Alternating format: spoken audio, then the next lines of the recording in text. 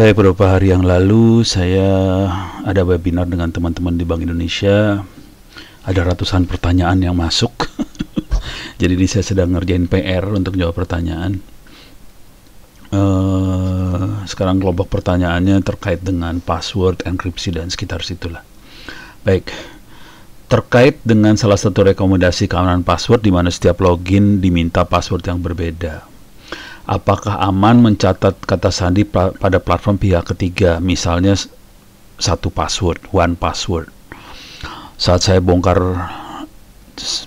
coba bongkar leak data Tokopedia, ternyata banyak dari satu password untuk semua account. Oke. Jadi tekniknya gini kira-kira. Jadi memang ada platform yang menyediakan untuk manajemen password. Salah satunya adalah One Password. Sekarang tekniknya kira-kira gini. Kita bisa masuk ke Google Play Store. Anda bisa masuk ke Play Store di mana sih? Di handphonenya juga. Tulis One Password. Ketemu ini aplikasinya One Password. One Password, password manager dan secure wallet, agile, beats, productivity, bintangnya ada 4,5. Tapi jangan seneng dulu ya. Kalau ada apa-apa sebaiknya baca komentar orang dulu. Oke, dia bilang best tuh, oke. Terus ada 220 hampir 30.000 orang yang ngasih bintang, sebagian besar 5. Cuman baca review lah. Ini dari Patrick Hack 8 Agustus tahun 2020, masih baru, disappointing. Oke.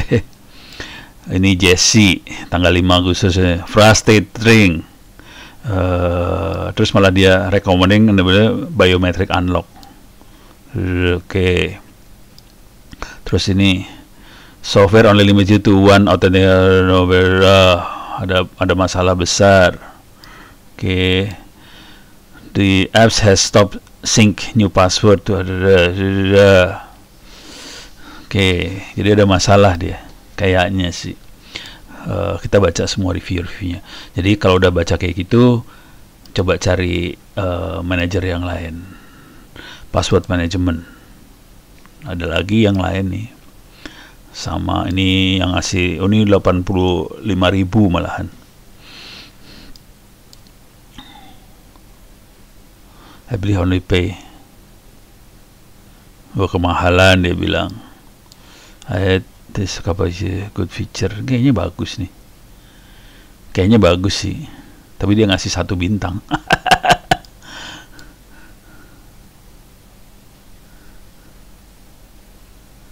Duplicate not updated lah.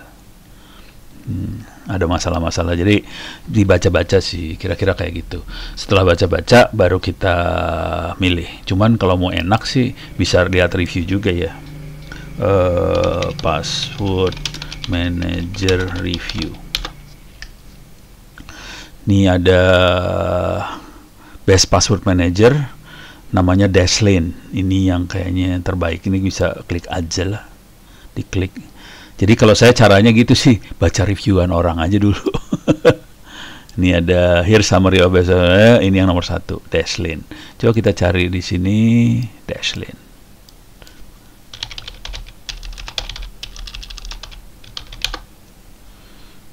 Dashlane password. Oke. Banyak. Dan ini bintangnya hampir full. 4,5. 4,6.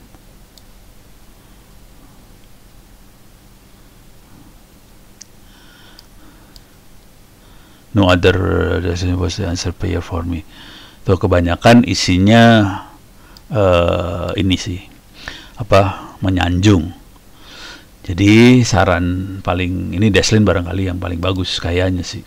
Jadi dari untuk jawaban yang ini One Password bermasalah, solusinya Dashlane. Kalau pengen make password manager ya, cuman saya sendiri nggak pakai password manager. Dibandingkan dengan username dan password, seberapa amankah validasi biometrik seperti sidik jari, retina mata, face recognition? harusnya bagusan biometrics sih, bagus. Cuman masalahnya dengan biometrics adalah kita harus ada peralatan buat sensor biometricsnya itu, bentuknya scanner apa segala macam. Itu aja kenapa biometrik jadi bermasalah. Di samping scanner harus ada aplikasinya untuk membandingkan scanan biometrics kita ini dengan dengan hasil sensornya. Jadi nggak sesederhana itu sih biometrics. Kalau ada ya syukur, kalau nggak ada masalah, kita jadi nggak bisa masuk soalnya. Itu aja sih. Makanya saya agak nggak terlalu ke biometrik, soalnya sebenarnya kalau orang-orang kadang-kadang ngomong masalah biometrik, masalah hak asasi manusia juga sih. Bayangin kita pakai sidik jari masuk ke ruang rahasia di gedung, di kantor. Ini sidik jari kita loh, ini retina mata kita loh, ini muka kita loh. Nah, ya serah, itu lagi rame juga di luar masalah hak asasi manusia. Jadi ada pro kontra lah. Kalau memang itu oke, ya udah, biometrik keren. Cuman salah satu resikonya malingnya motong jari kita kadang-kadang. Kejadian, jangan khawatir itu kejadian. Jadi bisa dipakai kalau alatnya ada, oke.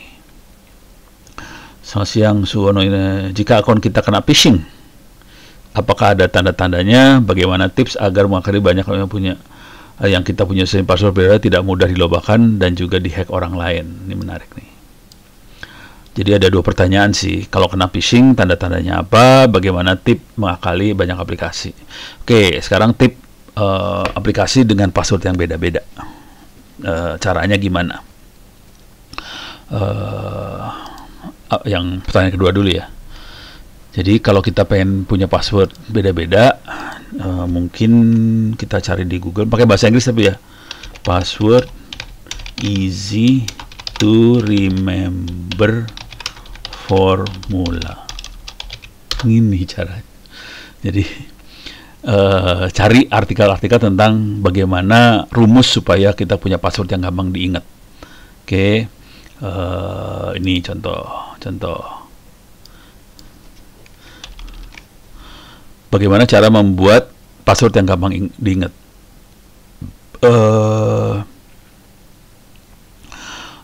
Kalau passwordnya 1234556 ya gampang dijebol. Password gampang dijebol. Quarter gampang dijebol. Ini gampang dijebol. Let me in gampang dijebol. Kayak gini gampang dijebol. Ini tidak. Jadi kita harus bikin formula yang kelihatannya kompleks. Ini passwordnya kayak gini nih.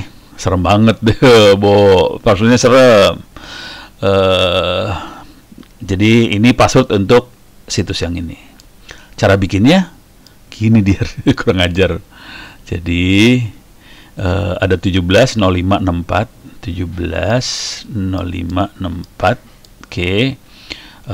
Terus diambil dari sini nih, R-nya diambil dari ini, N-nya diambil dari sini, Y-nya diambil dari sini. Jadi nama situsnya diambil huruf kedua, keempat, dan terakhir, dijadiin password. Terus dia kasih 170564 tuh kayaknya ulang tahunnya dia. Is my friend birthday, written in day, month, year. Jadi diambil huruf N ini, terus udah gitu ini ditambah plus minus sama dengan, udah. Jadi harus punya rumus yang standar. Akibatnya untuk setiap situs beda-beda langsung.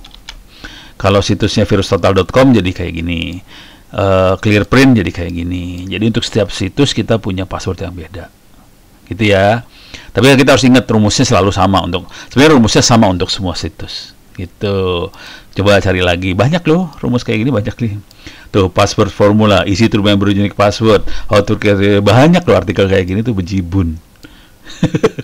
Simple trick to remember instantly secure password. Tuh, coba kita ini klik sembarangan. Ini saya klik sembarangan ya, saya belum baca serius loh. Tapi beberapa teman saya emang gini caranya sih. Make poetic. Jadi harus dibaca-baca nih. Alah, pusing. But soft what light through your door window break. From that you'll get BS WLT. Oh, ini huruf ininya diambil. Huruf apa sih namanya? Huruf dia huruf kata-kata ini diambil kata pertamanya. B S W L tuh nih, jadi diambil dari huruf kayak gitu. Ya udah, selamat dah lu. Ini juga pokoknya diambil dari kata-kata yang kita suka, apa nggak tahu lah. Kalau ditambahin long, strong, memorable, ya serah. Jadi bisa macem-macem. Never forget password again with one simple trick. Banyak sekali artikel kayak gitu, banyak loh. Jadi bagaimana cara bisa bikin password banyak? Don't memorize password, memorize the formula. Jadi yang kita ingat rumusnya, jangan passwordnya. Passwordnya bisa berubah-ubah. I happen to bank at Green Tree Bank. This is not real bank. I do not loan money. Serem banget. If you think harus cari formulanya nih. Jadi kita harus bikin formula sih intinya. Bikin rumus lah. Gitu ya. Jadi untuk menjawab yang ini,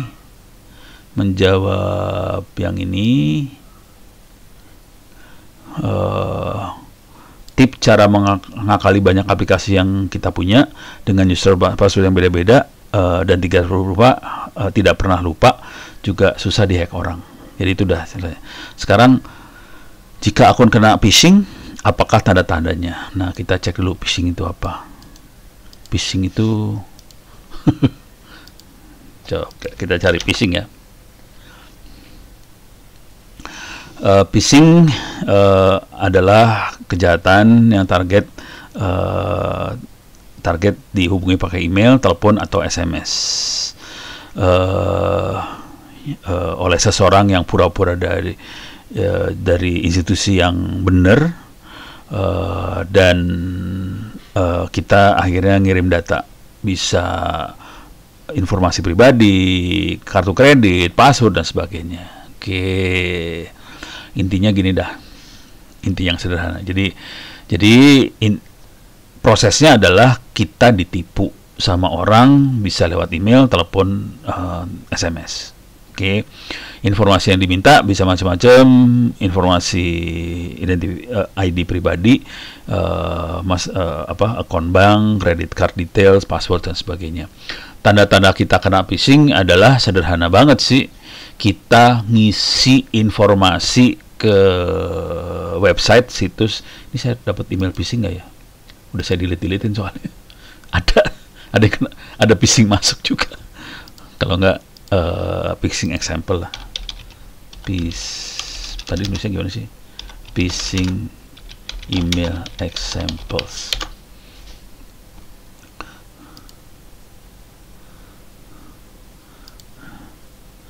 Nih contohnya ya. Ada email seperti ini, to perform, silahkan verifikasi. Ini ada kayak gini, ini keluar nggak? Nah, ada kliknya. Nah, ini kelihatannya emailnya valid, kemudian diklik. Nah, udah berapa dah lo? Terus kita ngisi data. Jadi sebenarnya intinya sederhana, jangan pernah ngisi data sembarangan, dan kalau kalau ini nggak normal jangan dikerjain. Lebih baik kita tanya dulu, kalian ngirim formulir ke saya buat ngisi data nggak gitu.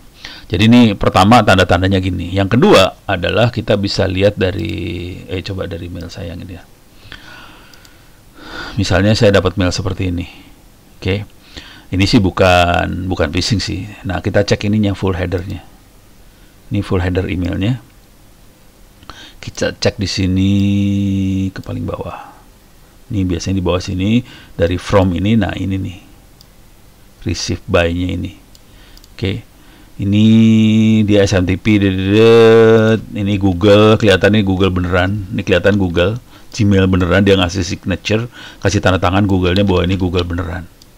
Jadi bukan phishing, ini dari Google beneran. Oke. Terus kelihatan dari Google. Dari banyak banget Google-nya asli beneran. Ini kebetulan pakai Gmail nih, teman saya ngirim pakai Mas Agus Prima Mora Gmail. Jadi kelihatan Google-nya tanda tangan.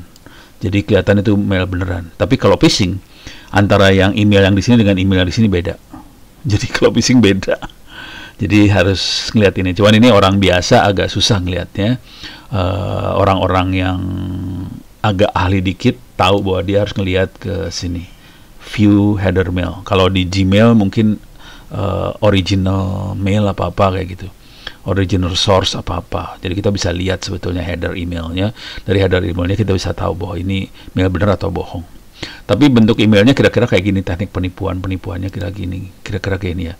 Ini PayPal. Saya berapa kali hampir ketipu sama PayPal sih, tapi udah gitu saya delete semua aja dah. Berapa kali hampir ketipu asli. Tapi udah gitu cek, sialan kurang ajar. Jadi mereka sebenarnya hampir nggak pernah melakukan transaksi pakai email. Hampir semua mereka nggak pernah kasih transaksi lewat email, gitu. Jadi beres ya, yang ini phishingnya udah beres di sini. Oke. Saya begini hal berkaitan dengan security, yaitu teknik enkripsi data, teknologi enkripsi bagaimana, Pak? Waduh, ini seru nih. Enkripsi data, teknologi di balik proses enkripsi seperti apa? Sebetulnya tekniknya adalah bagaimana kita ngacak sebuah data dengan satu formula yang sama, nanti kita bisa balikin lagi datanya. Kira-kira kayak gitu sih. Logikanya sih itu aja. Jadi ada teks atau data kita kirim, nanti kita acak datanya, nanti datanya kita balikin. Kira-kira gitu kalau disederhanakan. Nah, sekarang kalau mau yang sederhana coba kita cari aja ya. Encryption concept simple. Ada nggak gambar yang paling simple yang bisa ngejelasin proses encryption itu seperti apa? Ya, ini paling simple sih, cuman nggak ngasih lihat isi teknologinya sih sebenarnya. Jadi intinya cuman ini ada teks biasa, dimasukin proses encrypt, ada key-nya dikirim ke ujung sebelah sana, teksnya di ujung ke sana. Jadi ada dua informasi yang dikirim sekaligus, key sama teks. Key-nya dipakai buat decrypt, keluar teks yang aslinya. Itu enkripsi. Cuman yang ditanya teknologi enkripsinya seperti apa? Teknologi enkripsinya macam-macam, dan konsekuensi dari macam-macam adalah nanti kepanjang dari key tadi. Semakin panjang key-nya, semakin susah buat dijebol, dan semakin lama buat ngejebolnya. Kira-kira gitu. Tapi kalau masuk ke dalamnya, puyeng loh, isinya matematik doang sih asli. Ini isinya matematik ya. Jadi orang-orang enkripsi, terutama teman-teman di lembaga sandi, akan ada sekolah tinggi sandi negara tuh, yang isinya orang-orang biasa isinya itu sih sebenarnya. Mereka yang melakukan enkripsi kayak gini, mereka jago matematik sih. Kalau yang bikin algoritmanya jago matematiknya jago. Jujur saya kalah. Soalnya saya malas. Nih contoh yang lain lagi. Ini mainannya public key sama private key. Oke, jadi ada teks masuk enkripsi algoritma, terus teksnya udah di encrypt, dia di encrypt pakai public key punya C, dibuka pakai private key-nya C, kebuka jadi teks lagi. Ini kalau pakai key yang sepasang, public dan private. Oke. Oh, ini kelihatan ada teknik-tekniknya, teknik sederhananya. Alah, bisa dilihat pakai, coba lihat ada gambarnya nggak? Ini dia.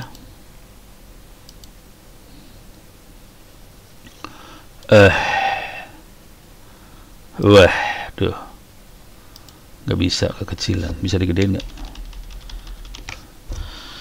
Ini matematik sih. Jadi data masuk ke sini, nanti masuk ke sum, terus di rotate left. Pusing kepala dah gue. Isinya matematik, diproses. Jadi kira-kira algoritmanya kayak gini. Bisa beda-beda, tiap algoritma bisa beda ya. Yang penting dia konsisten aja. Data masuk encrypt sama decryptnya harus jalan algoritmanya. Kira-kira kayak gitu sih. Beres ya. Mudah-mudahan bisa menjawab urusan encryptan. Oke. Secara umum sih ada dua sih. Pakai simetrik dan asimetrik. Kalau simetrik tadi key buat encrypt dipakai buat decrypt. Kalau asimetrik itu key buat encrypt sama decrypt itu sepasang. Bentar. Ini udah ya. Mohon izin tanya terkait password yang dapat kita simpan di browser. Oke, saat ini hampir seluruh browser memiliki fitur generate password yang rumit dan menyimpannya di browser tersebut. Oke, terkait keamanannya gimana kalau mengingat seluruh password kita rasanya sulit. Tadi untuk mengingat password yang banyak, caranya bikin formula, gitu ya. Jadi kita bisa punya banyak password beda-beda, tapi formulanya sama, gitu. Atau menggunakan password sama untuk seluruh login seperti keamanan yang nah ini jangan, ini sebenarnya ini jangan, password yang sama untuk login jangan, gitu ya. Kalau password disimpan di browser itu relatif oke, asal jangan ada keylogger yang masuk. Kalau ada keylogger masuk ya berabe juga, mau disimpan di browser ya tetap aja jebol. Jadi kita harus memperhatikan jangan sampai ada keylogger apa segala macam masuk ke dalam mesin yang kita pakai. Kalau ada keyloggernya berabe. Dan ini biasanya mesin-mesin yang seperti itu adanya di warnet-warnet yang sangat umum banget. Orang masang keylogger di warnet itu kadang-kadang, gitu ya. Jadi warnet belum tentu bersih juga, tapi kalau adminnya jago bersih. Kalau adminnya nggak jago berabe urusannya karena dipasangin keylogger, jadi kacau itu semua. Oke. Bagaimana terkait pengelola password? Apakah menggunakan software pengelola password? Itu cara yang aman, tadi udah di-review.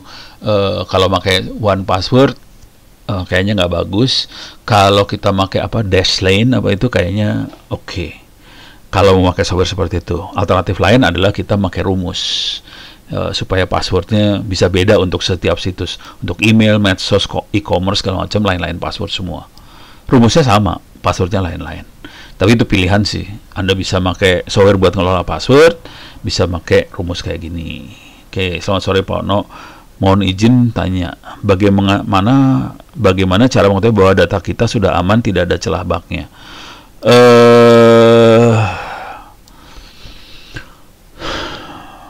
Kita kalau di jaringan kita lakukan pentest sih. Cuman kalau orang normal lakukan pentest kan berabe. Intinya gini deh, kalau mau di-encrypt, jadi supaya data kita aman, yang kita lakukan biasanya zipnya kayak password. Oke, itu nggak aman juga sih sebenarnya, karena passwordnya bisa dihack. Biasanya kalau mau aman banget, data kita di-encrypt. Kalau saya pakai GPG biasanya encryptnya. Kalau di Windows pakai apa ya? Coba kita lihat.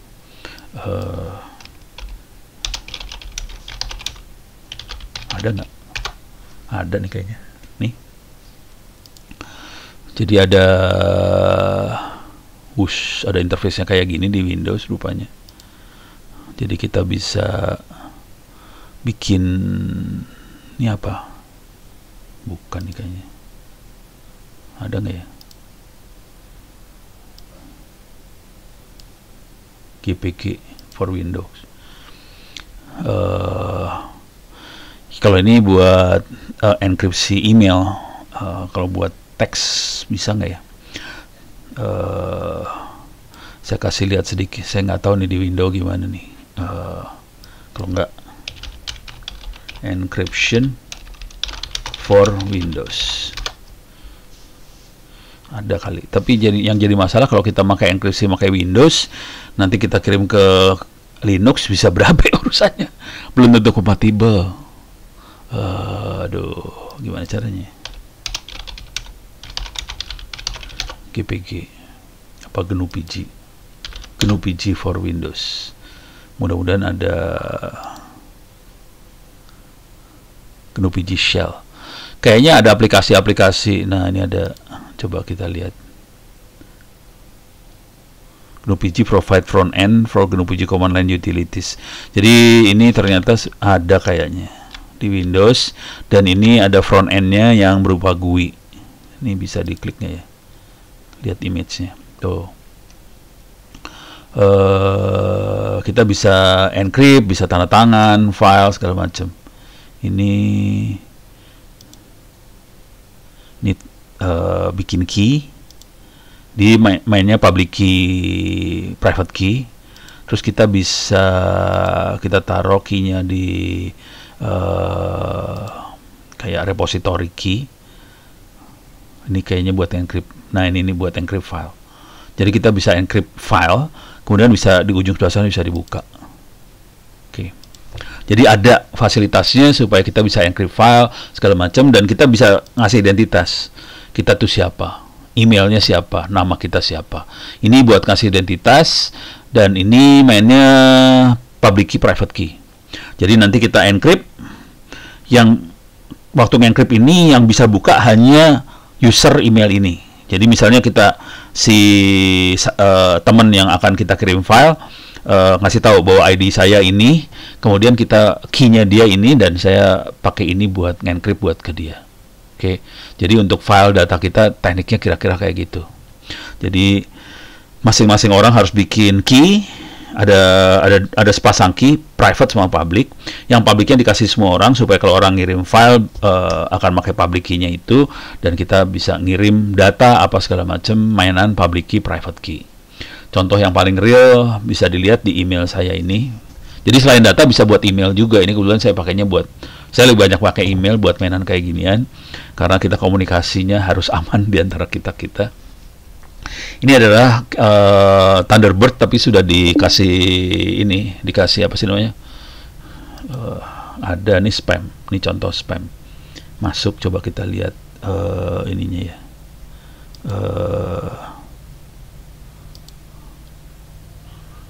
Bisa dilihat ininya nggak? Nah, ini ada attachment kayak gini nih. Aduh, lu nyepam ke gua lagi, rese nih. View source. Ini dia dari Rusia, orang Rusia emang bajingan sih.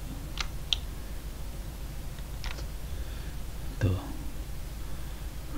perhatiin tunya bukan ke saya loh. Gini. Oke. Domain key, signature, DKMI, dia pakai pertahanan juga nih, berusaha. Oke. Tapi unknown. Ini receive from ini unknown. Nah, ini udah mulai kacau nih. Ini dia mulai ngaco di sini. Harusnya nggak boleh unknown seperti ini. Berarti bukan mail yang legitimate. Kira-kira kayak gitu. Jadi kira-kira kayak gitu, spammer tuh kayak gitu cara ngirimnya. Ini kalau ini saya delete aja nih. Ini delete. Oke. Nah, di sini kemudian saya sudah nginstal ini. Kalau kita lihat di sini ada Enigmail.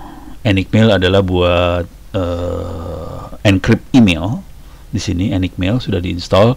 Itu ada di Thunderbird. Di antara ini kelihatan banyak komunikasi sebenarnya. Kita bisa Getmail. Bisa write email ke Ono.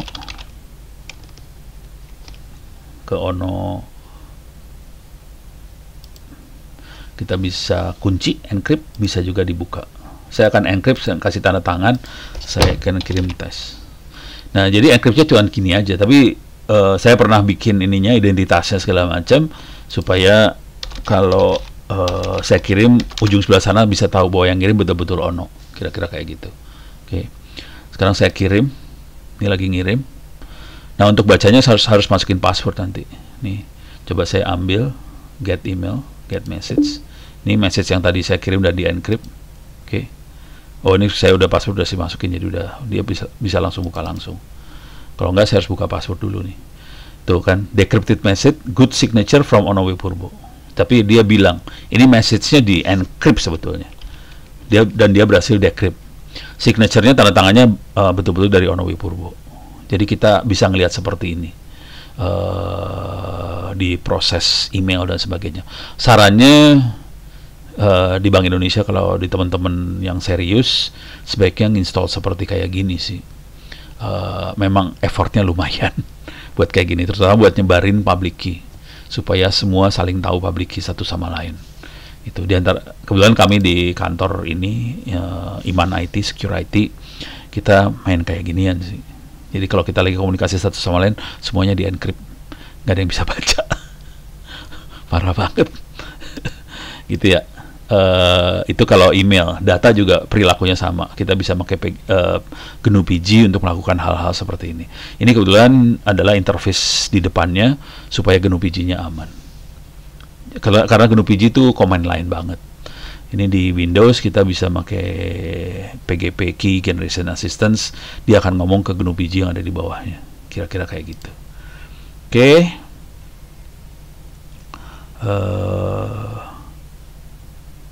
Tadi mana ya?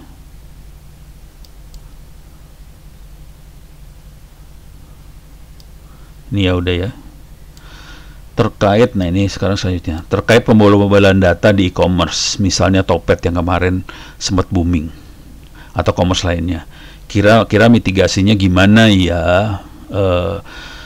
Jadi gini, masalah paling besar dengan kerugian paling besar karena bobol-bobol seperti ini adalah uang kita yang ada di dompet di toko-toko online itu bisa keambil sama orang yang dapat password itu. Jadi mitigasinya sederhana aja sih sebenarnya. Mitigasi yang paling sederhananya ya, jangan pernah naruh uang terlalu banyak di dompet yang ada di toko online. Jujur ya, kemarin sempat ada yang email ke saya, Pono, saya ada duit 14 juta di dompet saya di toko online. Terus gimana cara balikinnya? Nah, mati lu udah. Kalau udah diambil, udah puyeng kepala lu urusannya.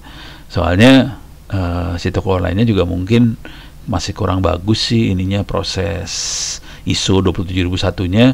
Jadi sampai kejadian seperti itu pusing juga urusannya. Jadi saran saya jangan nyimpen duit di dompet online, di toko online. Dompet-dompet online kan banyak ya, ada OVO lah, apa segala macem, itu dompet online dan sering kita naruh duit sih. Saya memang naruh duit, duitnya paling saya taruh 100.000 gitu, nggak sampai juta-juta gitu. Beberapa toko, beberapa pelapak itu naruhnya jutaan di dompet itu, dengan asumsi bahwa dompet di toko online itu aman. Kalau saya nggak berani jujur. Jadi kalau ada duit langsung kalau bisa ditransfer ke bank. Di bank itu lebih aman daripada ditaruh di toko online. Gitu. Jadi mitigasinya sederhana aja sih. Kalau sampai jebol segala macam, toh kalau misalnya kita dagang ya, barangnya kan ada di rumah kita.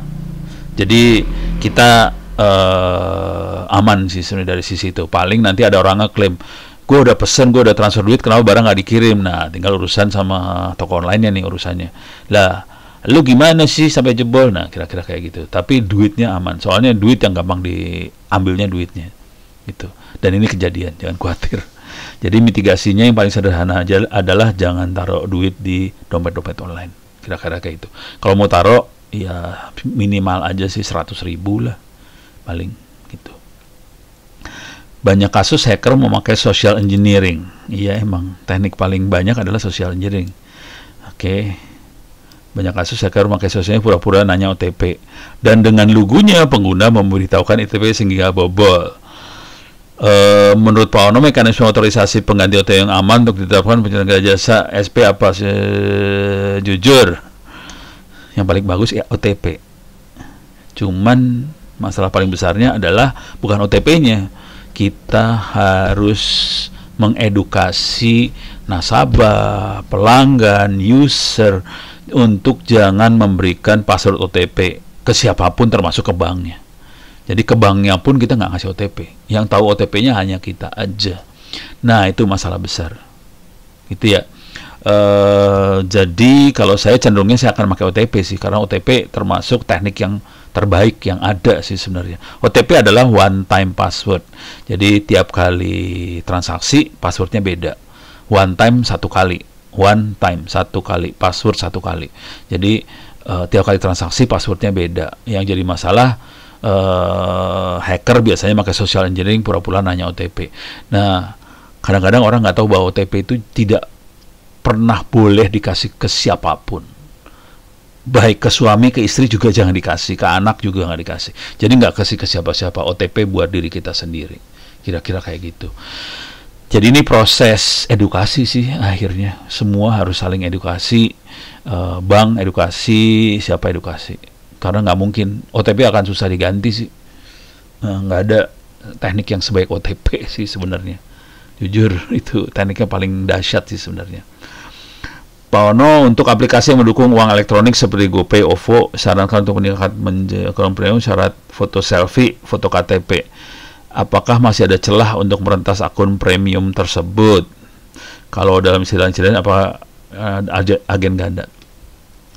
Jadi GoPay, OVO dan sebagainya mungkin ini mau buat autentikasi aja ya. Foto KTP sih buat autentikasi. Biasanya celahnya bukan di autentikasi. Celahnya di protokol transaksinya mereka sih. Kalaupun ada celah nih. Misalnya ada celah, autentikasi udah dimaksimumin supaya dia bisa mendeteksi bahwa user ini benar dan sebagainya, terus dia bayar premium segala macam, itu masalah autentikasi. Cuman kan di balik autentikasi adalah si aplikasi GoPay, OVO dan sebagainya itu kan melakukan transaksi. Nah, dalam proses transaksi ini sebetulnya ada proses kayak apa ya, kalau transaksi mesin komunikasi sama mesin lain. Dan itu ada tata cara komunikasinya antara mesin ke mesin. Nah, kalau tata caranya bisa kita tipu, itu yang bikin kacau, gitu ya. Jujur, sebaiknya sih kalau kita mau jujur belak-belakan gitu sih, sebaiknya proses pentest atau laporan-laporan pentest itu bisa gini caranya, si teman-teman GoPay, OVO dan sebagainya, kita bisa declare, oke, GoPay atau OVO sudah dilakukan pentest oleh siapa, bla bla bla, ABC, dan hasilnya lampu hijau gitu, jadi aman gitu. Tapi terbuka bahwa sudah dilakukan pentest gitu. Dan ini atau dilakukan pentest atau dilakukan audit ISO 27001, dan itu disyaratkan sih sebenarnya oleh Kominfo. Jadi Kominfo sebetulnya mensyaratkan bahwa semua layanan elektronik itu harus diaudit ISO 27001, dan itu harusnya Kominfo punya data itu. Kalau sampai data itu nggak ada, nah ini masalah di Kominfo nih. Kalau sampai dia ngasih izin tanpa ada audit ISO 27001. Terus juga dalam ISO 27001 ada proses pentest dan sebagainya sih sebenarnya. Gitu ya. Jadi itu adanya, coba saya nyari aja ya, coba kita nyari ya. Lisensi apa ya? Lisensi layanan elektronik. Kira-kira kayak gitulah. Lisensi atau izin nggak tahu lah ya. Kominfo. Nah, ini penyelenggara sistem elektronik. Jadi di Kominfo ada mekanisme untuk pendaftaran penyelenggara sistem elektronik. Jadi mau GoPay, OVO, apa segala macam, mereka harus punya izin sih sebenarnya. Dan mereka punya izin sih, jangan khawatir. Bukan sebenarnya. Kayak kalau GoPay sama OVO segala macam sih punya izin dari Kominfo, saya yakin itu. Ada dasar hukumnya, ini bisa dibaca. Nah, kalau ini kita baca, sebetulnya di dalamnya itu ada catatannya harus di audit pakai ISO 27. Tapi namanya kalau di Indonesia bukan ISO 27001 kali ya. Ngikutin Badan Standar Nasional itu. Tapi itu pada dasarnya ISO 27001. Jadi pendaftarannya di sini. Nah, coba kita lihat dia ngasih nggak perusahaan-perusahaan yang daftarnya.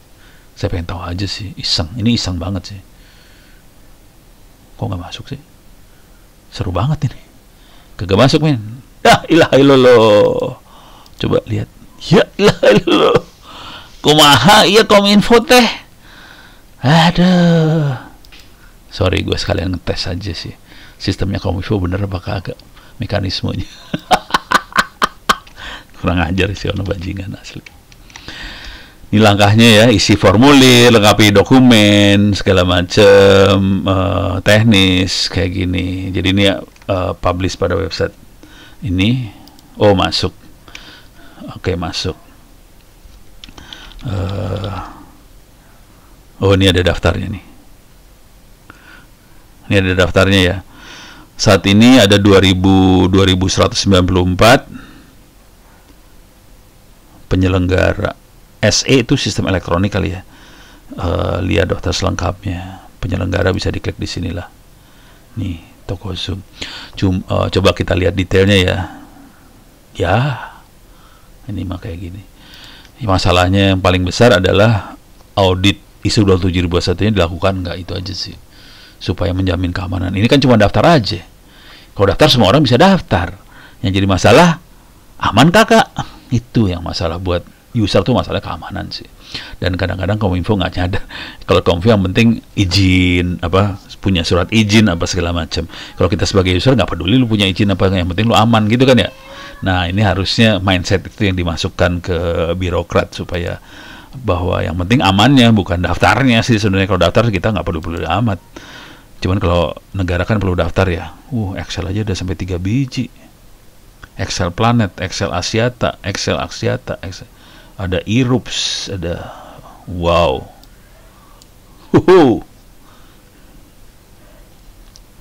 Xiaomi Communication Indonesia. Kok kategorinya perbankan sih Xiaomi? Miko ID, Xiaomi Communication ini kok perbankan sih, aneh. Oke, tapi kalau lihat sepintas kayak gini berarti kayaknya informasi tentang audit ISO 27001-nya nggak ada di sini, nggak dikeluarin gitu. Tapi kalau kita baca aturannya ada, di aturannya ada sih sebenarnya mereka harus masukin audit ISO, dan audit itu biasanya periodik ya. Jadi nggak sekali audit buat selamanya, enggak, periodik akan diaudit terus. Jadi setahun sekali, 2 tahun sekali, nggak tahu lah. Oke, tapi pendaftaran tidak dipungut biaya nih. Yang dipungut pajak. Oke, ini sudah terjawab kira-kira ya. Ini sudah terjawab. Jadi urusannya diaudit sih, gitu aja. Coba GoPay ada nggak ya? Coba kita lihat GoPay sama OVO ada di sini, ada di Kominfo nggak? Search GoPay. Cuman namanya kemungkinan bukan GoPay soalnya. Oh, nih bukan, nggak ada di sini. Coba di sistem elektronik. Ada nggak GoPay? Nggak ada. Coba OVO. Jadi dia bukan nama, nih OVO ada nih. OVO ada. Vision International Inovasi Keuangan. OVO.id. Jadi mereka terdaftar. GoPay kemungkinan namanya bukan GoPay sih, perusahaannya PT apa gitu, kagak tahu dah. Bukan GoPay. Kalau OVO terdaftar. Cuman tinggal masalahnya, pertanyaannya sudah diaudit ISO 27001 belum? Sudah dipentes belum? Hasilnya seperti apa? Aman nggak? Kalau kita sebagai user yang dilihat itu sih, bukan terdaftar mah nggak penting kalau buat kita. User ya, sebagai user. Kira-kira gitu. Oke. Jadi mudah-mudahan bisa terbayang apa yang terjadi, cara ngeceknya seperti apa. Cuman tadi kalau saya cenderungnya duit yang ditaruh di GoPay atau di OVO itu seminimal mungkin, secukupnya aja. Jadi kalau sampai hilang apa segala macam nggak sakit hati dah. Kira-kira itu. Kalau nggak sakit hati, kehilangan 13 juta. Ini kejadian soalnya hilang belasan juta. Sakit beneran. Kalau hilang saya belasan juta sakit. Dan itu mereka email ke Ono, kan kasihan banget bacanya tuh. Aduh, gimana coba Ono jawabnya apa? Kalau udah kayak gitu bingung juga jawabnya. Oke, mudah-mudahan bisa menjawab sedikit tentang masalah password dan enkripsi buat teman-teman di Bank Indonesia.